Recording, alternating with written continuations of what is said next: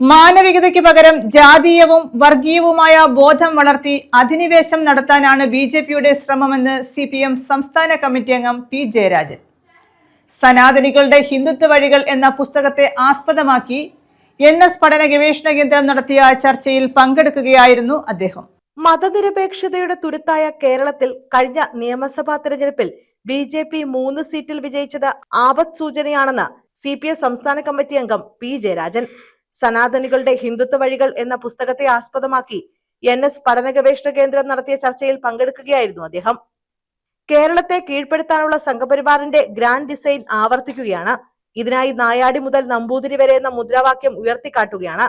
SNDP യോഗം general secretary Vellappally Natesan ഒരു പടി കൂടി കടന്ന് നായാടി മുതൽ ക്രിസ്ത്യാനി വരെ എന്നാണ് പറഞ്ഞതെന്നും അദ്ദേഹം പറയുന്നു. നവോത്ഥാന നായകരിൽ പ്രമുഖനായ ഗുരുവിന്റെ ശിവഗിരി സംഘപരിവാർ കൈയടക്കാനുള്ള ശ്രമം നടത്തിയിട്ടുണ്ടെന്നും അദ്ദേഹം ആരോപിച്ചു. ജാതീയതയെ ഉദ്ദീപിക്കുകയും വർഗീയമായി ഏകോപിച്ച് ഈ രാജ്യത്തിന്റെ അധികാര കസേര ഉറപ്പിക്കുകയും ചെയ്യുന്ന ഹിന്ദുത്വ രാഷ്ട്രീയം പ്രവർത്തിച്ചുകൊണ്ടിരിക്കുന്നു.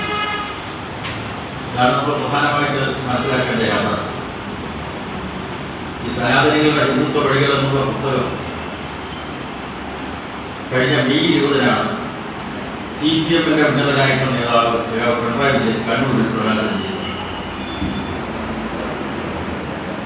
ഈ പുസ്തകം വളരെ വേഗം വായനാ സമൂഹത്തിൽ സ്വീകരിക്കപ്പെട്ടു, ചർച്ചയ്ക്ക് വിധേയമായി.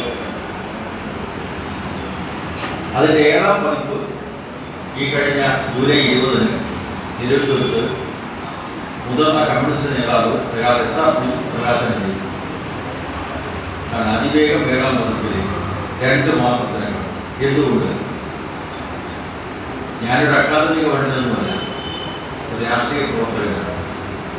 അരനൂറ്റാണ്ട് കാലത്തെ രാഷ്ട്രീയ പ്രവർത്തന അനുഭവമുള്ള ഒരാളെന്ന നിലക്ക് ഈ പുസ്തകം എഴുതിയാളുടെ എന്തെങ്കിലും മികവ് കൊണ്ടാണ് ഇങ്ങനെ സ്വീകരിക്കപ്പെടുന്നത്.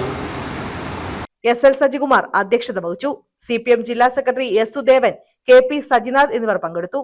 ന്യൂസ് ബ്യൂറോ, കൊല്ലം.